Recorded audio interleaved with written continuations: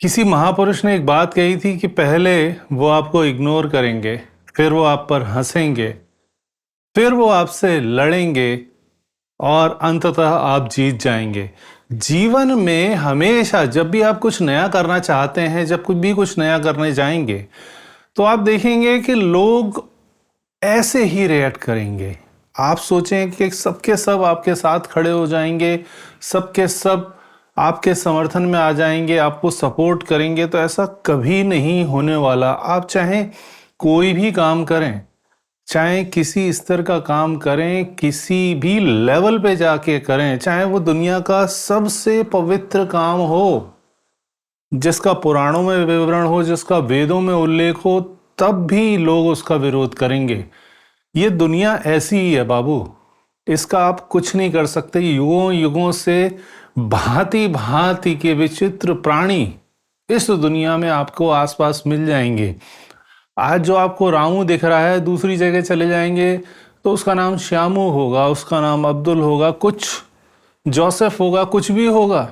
लोग नहीं बदलते, उनका करेक्टरिस्टिक्स नहीं बदलता। आप सोचें कि यहाँ पे मुझे परेशानी हो रही है, ये लोग मुझे नहीं समझ रहे, मैं वहाँ चलता हूँ, वहाँ पे लोग सपोर्टिव होंगे।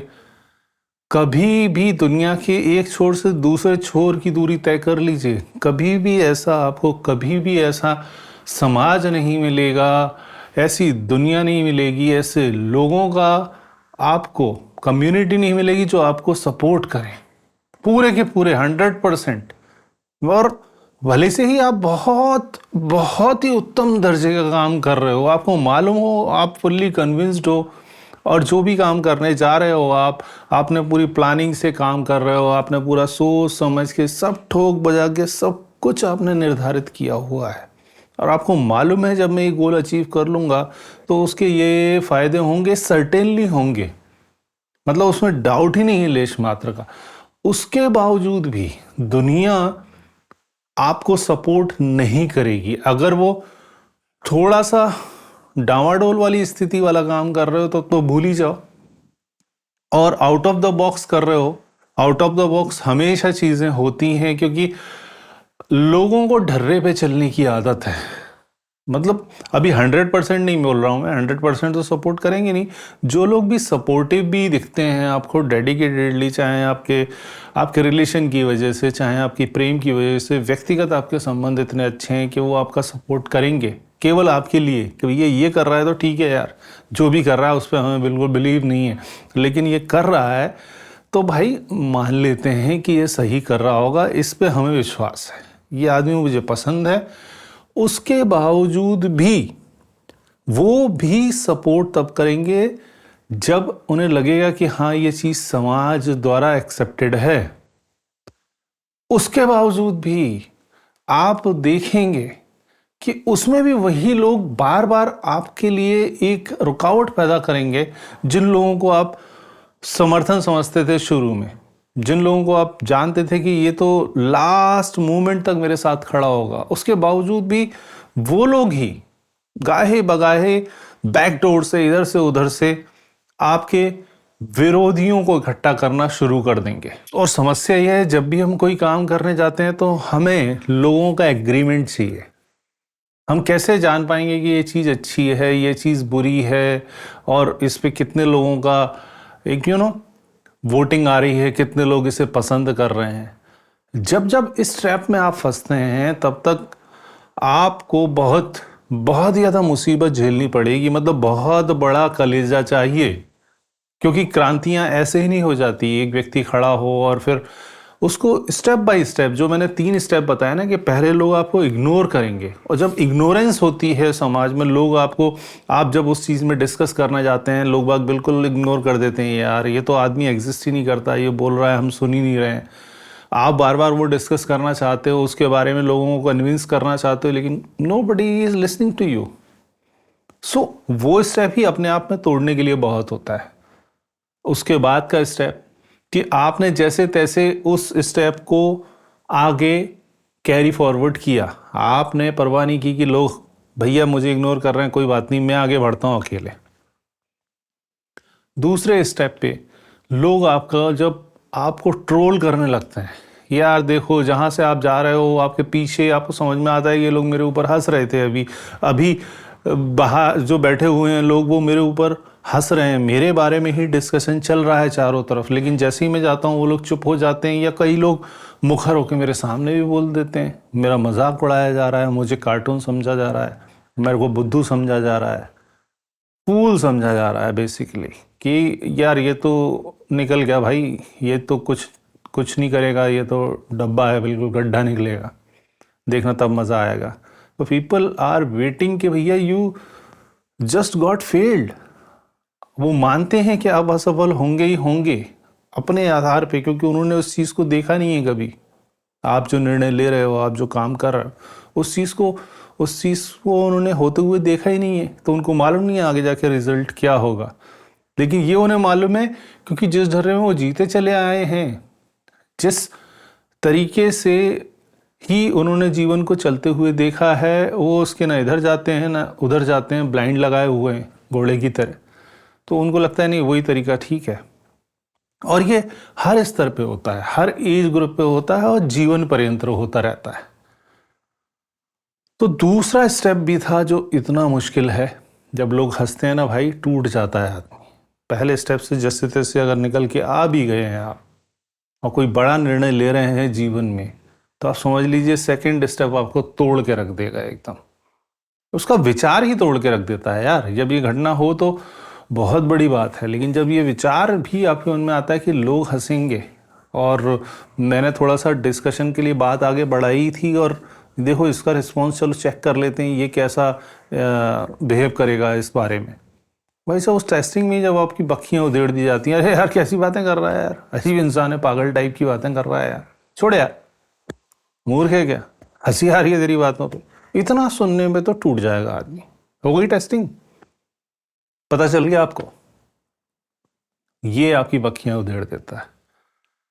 अब जैसे तैसे जो महान लोग, महान का मतलब ये नहीं कि जिनके बहुत बड़ी बड़ी तस्वीरें लगी रहती हैं ऑफिस में और जिनके पुतले बने हुए हैं, चौराहों के नाम रखे हुए हैं, हम ही आपके जैसे लोग, महान लोग जो अपने जीवन में कुछ विशेष अचीव करते हैं, कुछ इंडिविजुअल सक्सेस बहुत इंपॉर्टेंट होती है भाई, अपने लिए सक्सेस, अंदर से आप खुश हैं, अंदर से आपने प्राप्ति की है, दुनिया का आपको रत्ती भर भी परवाह नहीं है, भाड़ में जाए यार, मुझे मजा आ रहा है boss, I am enjoying it, I am not actually doing bad for anything but I am enjoying it. So वो जो इंटरनल सक्सेस है वो आपको मिल रही है, तो आप महान व्यक्ति हैं। तो उस महानता के दौर में जब सेकंड स्टेप से भी आप आगे निकलते हैं और लोग जब समझ जाते हैं कि ये बंदा भाई हार नहीं मान रहा है, फिर जो तीसरा जो स्तर आता है लोगों के विरोध का, वो फ्रंट में आके ऑन योर फेस विरोध करना शुरू करते हैं, आपसे लड़ना झगड़ना शुरू करते हैं। तो जो लोग आपको उंगली पकड़ के जिन्होंने चलना सिखाया था, जिन्होंने बताया दुनिया कैसी है क्या है, आपको समझाया सब कुछ, जब वो आपका गरेबां पकड़ते हैं और आपको समझाते हैं, विरोध करते हैं, हाथापाई करते हैं, चाहे मौखिक विरोध हो चाहे शारीरिक विरोध हो, अगर वो विरोध करते हैं तो भाई विरले ही लोग होते हैं जो उस विरोध को सहन कर पाए।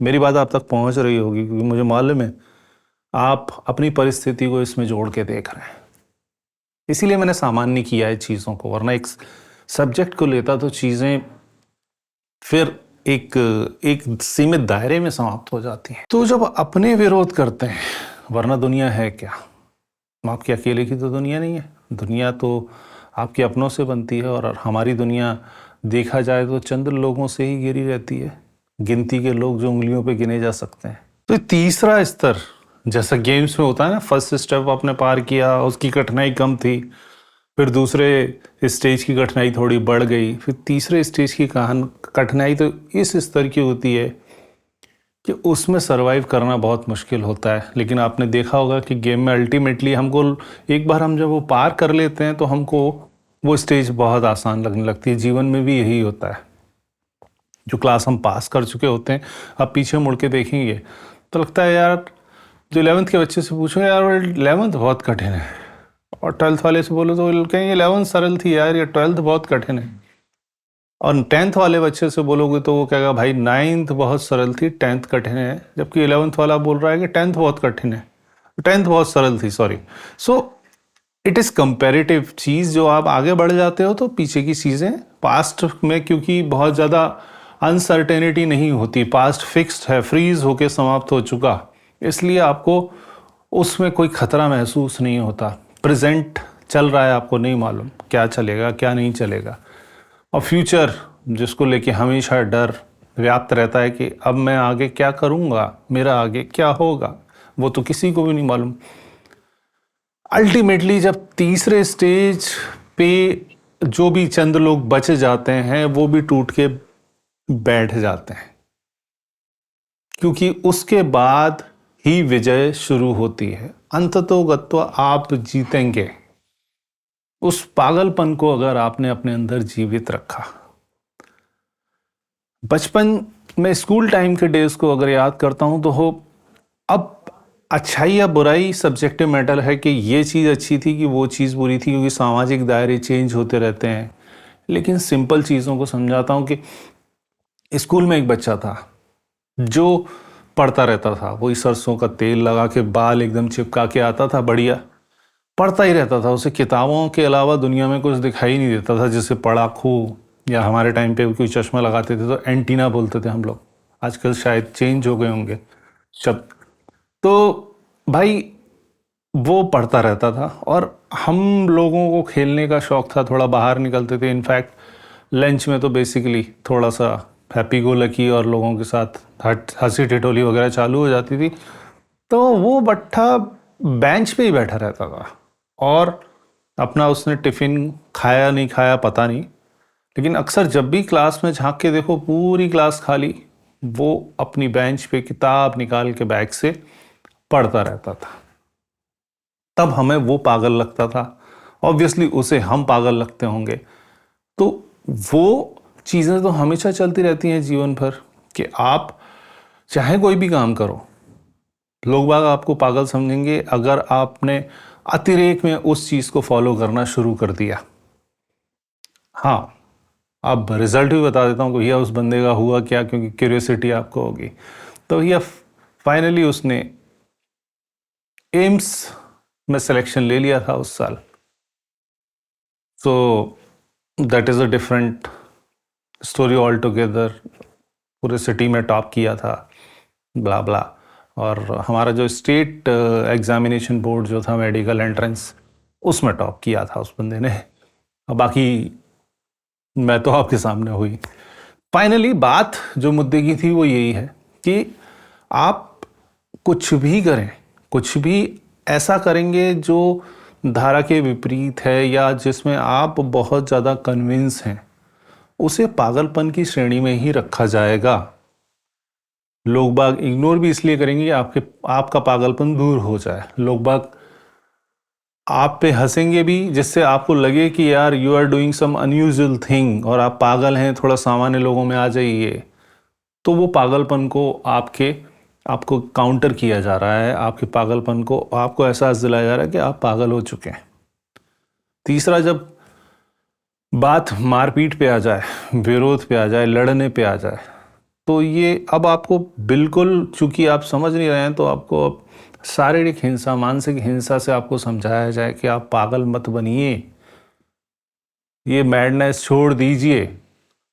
उसके बाद अगर फिर भी आप बच गए और आपके पागलपन में आपको पूरी शिद्दत है, आप पूरी तरीके से कन्विंस हैं कि भाई मेरे को जो मिलेगा इसके बाद, उसके बाद तो जीवन में आनंद ही आनंद है, तो भाई उस पागलपन की जीत उसी क्षण से शुरू हो जाती है जब आप उस मानसिक और शारीरिक हिंसा को भी झेल लेते हैं।